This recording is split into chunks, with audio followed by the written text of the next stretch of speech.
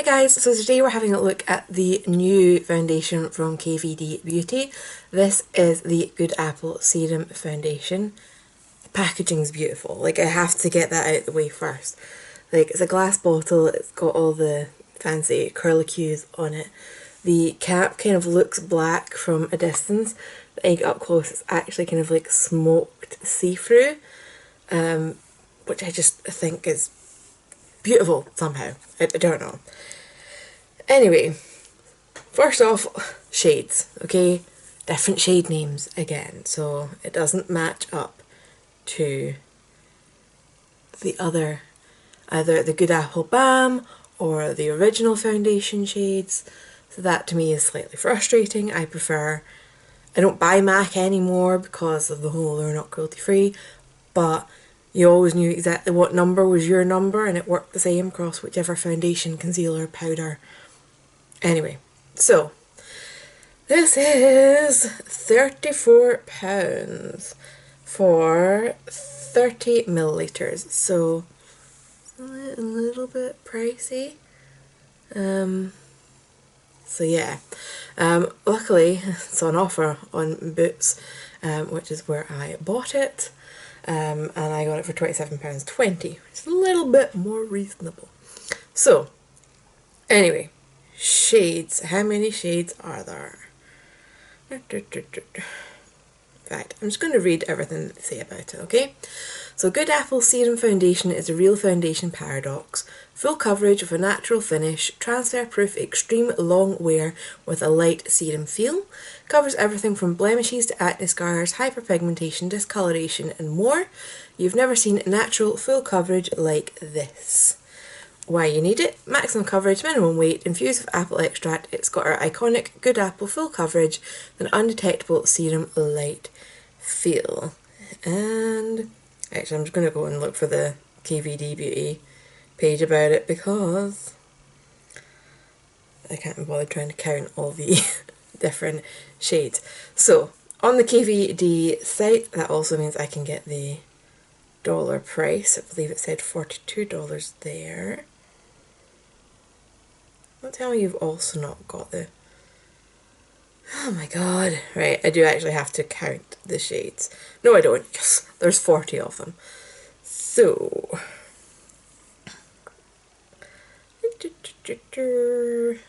yeah, they don't really say anything else. Right, anyway, sorry. So, I've got an application section. We're going to do a wear test.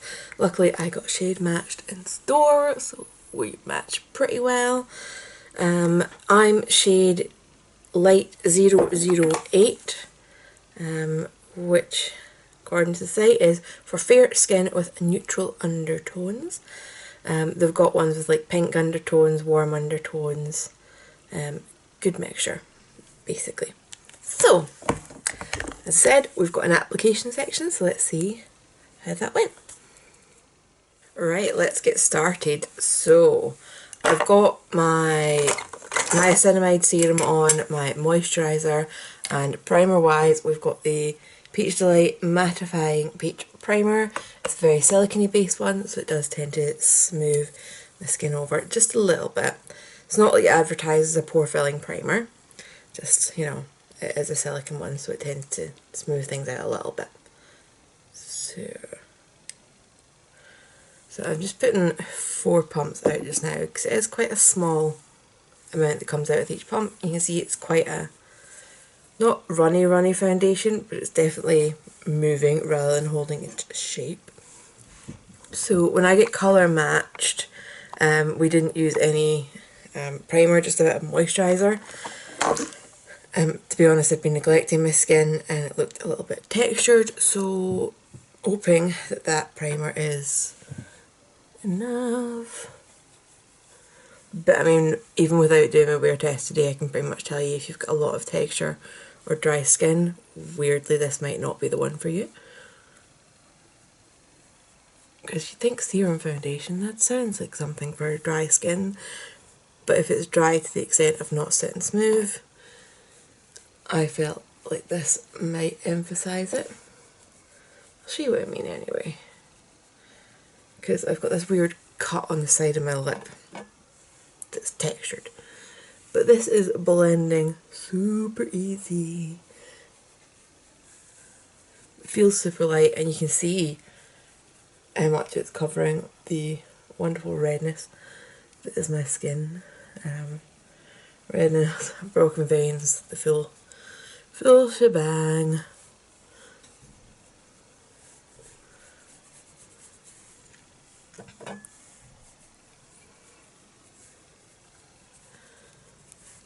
And look at that. As usual, I'm going to try and avoid concealer because I want to review the foundation and not my concealer that's the go-to that I've been using for ages. But I will use it under my eyes because I'm tired. Okay.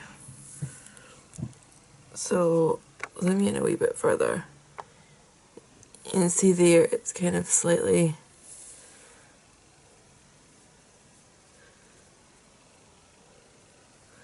settled in my pores a little bit. It doesn't want to stick to that area of my forehead now. Always interesting.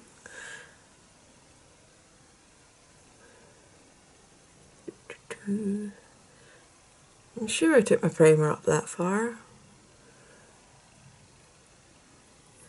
Okay, it doesn't like that patch on my forehead. That's totally normal.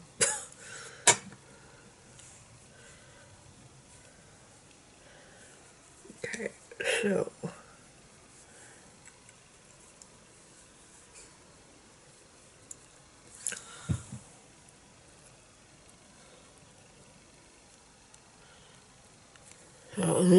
I'll zoom you in so you can see how it sits with texture.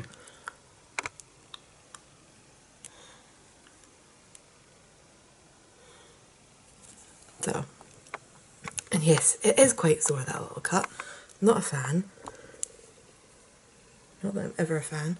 I'm going to put out a tiny bit more just to go back over where I would normally want to use concealer. Just to see if we can avoid it entirely other than my under eye.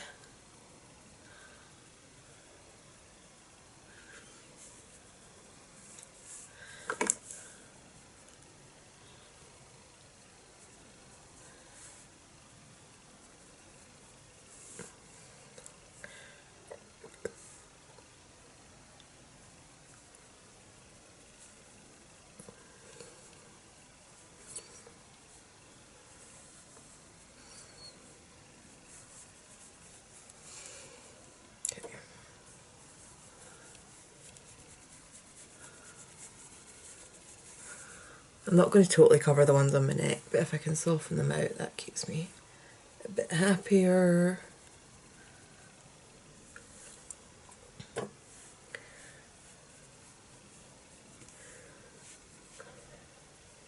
For some reason I switched to using my camera rather than my mirror there. That's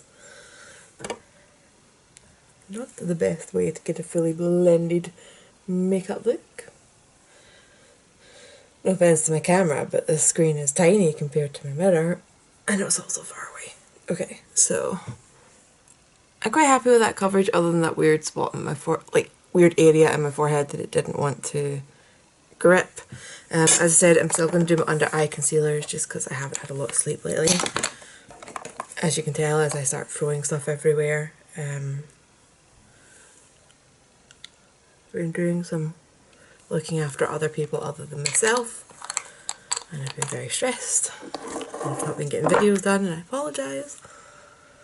Apologise to you, apologise to my skin. Yeah. There we go. So this foundation still feels really light, like I genuinely don't feel like there's anything on my skin. I don't often feel that way with foundations anyway, but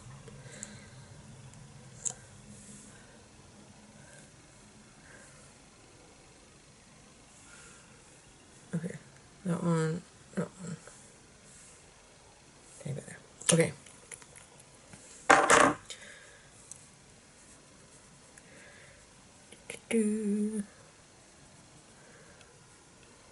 But yeah. Anyway, foundation. I love the bottle in this.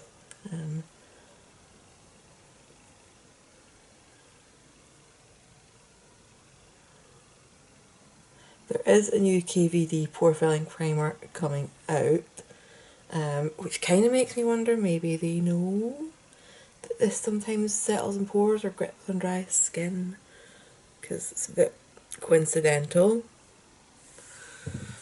Okay, so it's blended nicely with my concealer in the under eye area. That's good. I would like when products play well with others. RCMA powder. Old reliable.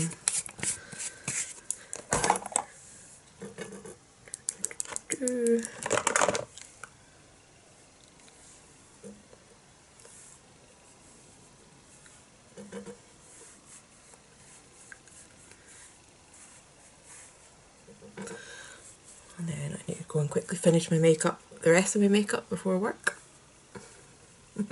We'll see if I manage to come back and do a timestamp for the full face of makeup, or if it'll be on my tea break / first check-in.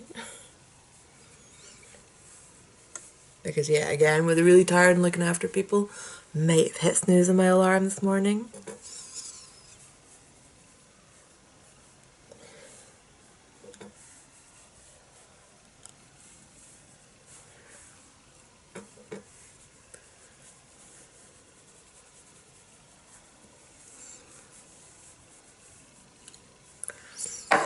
Okay, so I know there's an eyelash or an eyebrow hair there. Okay, it's looking nice and even. Not really showing on camera, but there's a tiny bit there that's starting to look a little bit cakey, but we'll see how it goes, because I'm going to put on some setting spray anyway, once I've done like my contour and blusher and things. So yeah, I'm going to go and do that, and maybe some eyebrows. Eyebrows are helpful. Make you look slightly normal, even though mine are purple. Well, the time just now is 22:09, so yeah, we will see how this holds up throughout the day. Because looking at that, I'm probably not getting back before work.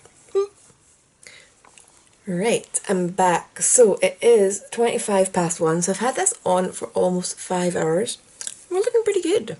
So yeah, I've not really got anything to say. I just wanted to show you, because I'm about to go into a meeting and I don't know when I'll get back.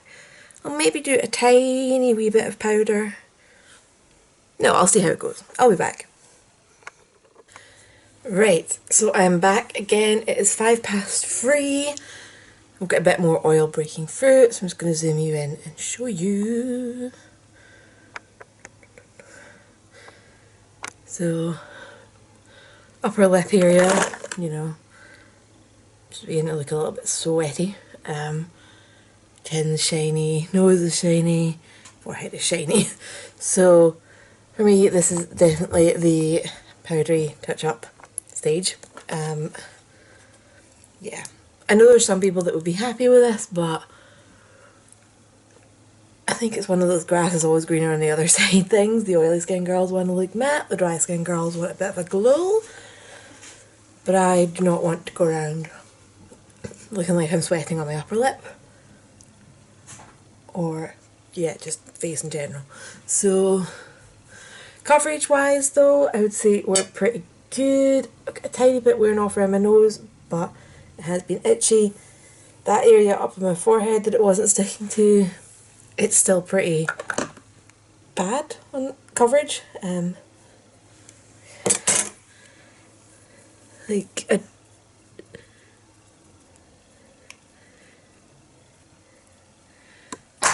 Yeah, like I don't think it's ever going to look like the rest of my face. Well, no, it will on different days, but I don't think I can quite fix it today. And I've obviously scratched my forehead at some point, look.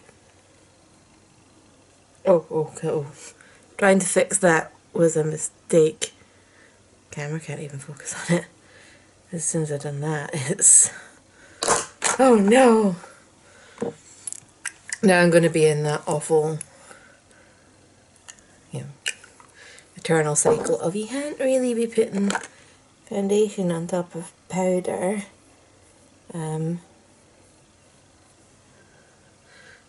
Transfer proof.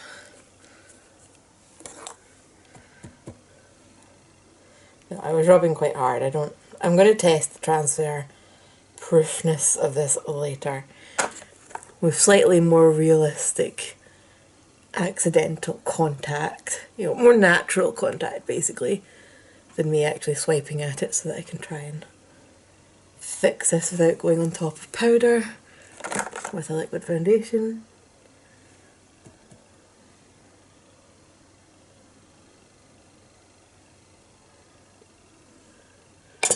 Right.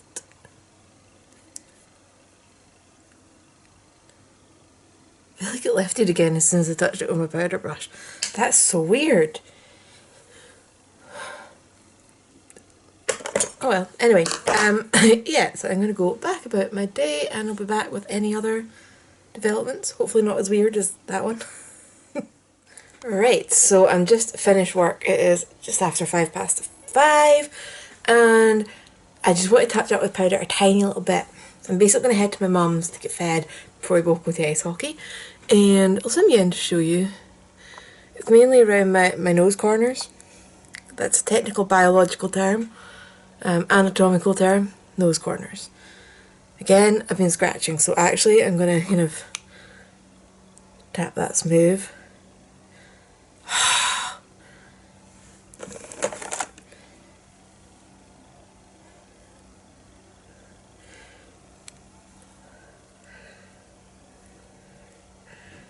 Okay. Touch-ups are not this foundation's friend. We've got a little bit of creasing under here, which doesn't want to go anywhere, so that's staying. So anyway, back to my nose corners. I guess technically if we're going to go really anatomical, it's the very top of my nasolabial folds that are needing a bit help. That forehead is just not my friend, is it? Okay, so yeah, that's as touched up as as touched up as my makeup is getting. So I am gonna go and I will see you guys when I'm back. We'll probably have the glasses marked here. Doesn't matter how transfer resistant something says it is, will not stand up to glasses. I will say this says it has quince extract to help mattify. Now that to me doesn't suggest that they're saying it's going to have oil control. That sounds to me like something that they put in that gives a matte appearance when you apply it. But yeah, I'm going to have a nosy about that on Google during one of my ice hockey breaks. Right, so I'm back from hockey. We lost. No big shock. So it is 11:10. I can't even think what time-wise we're at because I know I touched up some bits and pieces. But anyway, oiliness-wise, we're actually not too drastic. I wear glasses at ice hockey. This bit was always going to go. I don't care how transfer resistant something is. I've never found anything that stands up to glasses wearing. So that spot's apparently been scratched at some point without me noticing. Oops. Yeah, it's actually looking okay. It's not like settled into pores really badly or anything. It's wore off a bit, like I said, with the glasses. This is like super zoomed in, obviously. In real life it's not that bad. That bit on my forehead though, like that's confusing me. Like this foundation can't cope with me having hair? I don't know. I kind of want to give this another go. Oh, got that creasing on the chin that doesn't want to blend out. So that's properly set in there. I don't know guys, I really just want to give this like another go. In terms of whether or not it's transfer proof, I mean for like a more natural test and just, you know, to say like leaning on something. yeah, I would say it's going to be pretty transfer proof then. Just, you know, you can't rub it, but if it touches something, it's not going to really go anywhere. Tiny bit there off my nose, but my nose is super oily. So yeah, I'll give it the transfer proof. I want to try it with a different primer, and I don't know why I'm thinking that's going to make a difference, because this has got silicone in it, this has got silicone in it, so although to be fair, maybe I should look out a water-based primer just to try, because there is water in this as well as the silicone, so yeah, I'm going to see if I can find one and give it another shot. Maybe that would fix that. I looked up the quince leaf extract, and yeah, I'm still a bit hazy on what that does. Most of the websites referred to it as being like an antioxidant, calming skin, anti-inflammatory, helping with healing. Some talked about helping to balance moisture, which I guess long term would help with oil control. And there was one brand who had a mattifying gel that featured it as an ingredient, and they were the only other person I could see that were talking about it in like a mattifying context. So yeah, I'm not really sure.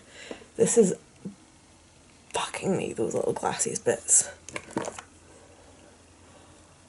At least that actually kind of blended out a little bit okay, unlike that bit on my forehead that I can't seem to touch up without rubbing off something next to it.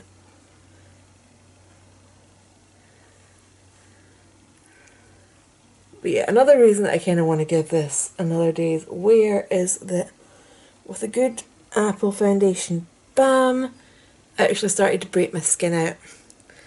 So on a personal level, I want to see if that happens again with this. And then if you're somebody else who has broke out with the balm, it might give you a clear indication whether foundation will do it. So yeah, definitely gonna do another day's wear test, and if I can, find a water-based primer to do that with. So I'll be back again.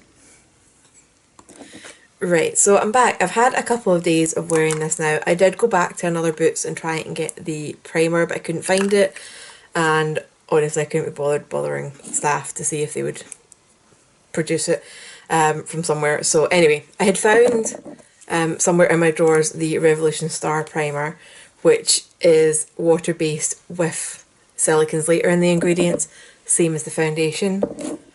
I bought this without reading it properly ages ago, and it smells like aniseed, which I hate. But it turns out it's a really nice primer, and the thing that makes it smell like aniseed is meant to help with the redness of my skin, so maybe I'll need to get over that. Anyway, I've got no earrings in the bottom bits of my ears today, so I'm going to look wonky, but you guys have seen me looking worse. So I actually do think that having the right primer, or the right type of primer, has helped a huge amount with this foundation. It's staying in place a bit better. My oil still isn't under control. I really don't think it's aimed at oily skin types though, for all that they have that quince leaf to help mattify. But mattifying and oil control are different. But I do really like the finish. The coverage is lasting, other than when I've scratched or blown my nose. That weird thing that I had going on when I was trying to like build up cover and it was lifting off, that has stopped with this primer, so that does seem to be a result of using a purely silicone based primer. So yeah, so overall I'm going to give this a positive, a good buy rating. I adore the packaging. The coverage is brilliant, the finish is beautiful, the coverage lasts, it's fairly transfer resistant as long as you're not rubbing it, although even the rubbing it is, you know, better now that I've got the right, I mean a bit will come off, it always will when you rub that hard, but you know, if I just go like that normally, it's fine. But yeah, it's definitely a lot better now that it's got a matching primer type. So if you're interested in this, don't hesitate, go and get it. If you've already bought this and you're having issues with it, look at the primer that you're using, because I definitely encountered that problem.